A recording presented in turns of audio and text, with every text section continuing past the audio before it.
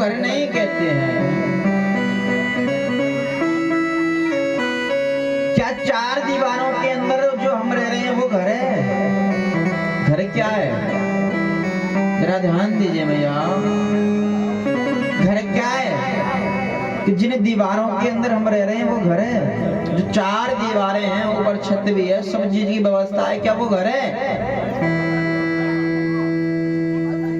वो घर नहीं है। कौन कौन मानता है कि वो घर नहीं है?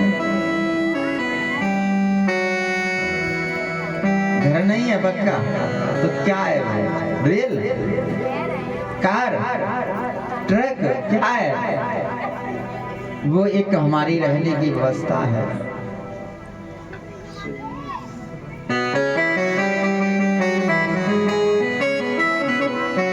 वो घर नहीं है, ये बात सत्य है।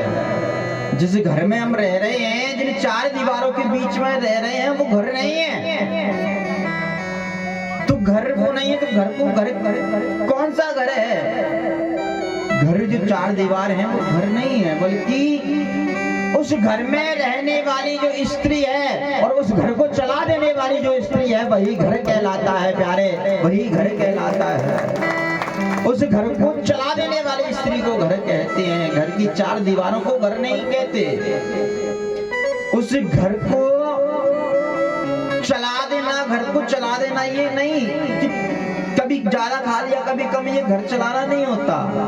बल्कि एक श्रेष्ठ स्त्री वो होती है जो उस घर में रहने वाले चार लोग हैं तो चारों को एक सूतमर बांधकर एक धर्म पर चलाती रहती है, एक परिवार को परिवार से जुड़ी रहती है प्यारे, वही स्त्री श्रेष्ठ कहलाती है, वही गृहिणी श्रेष्ठ कहलाती है।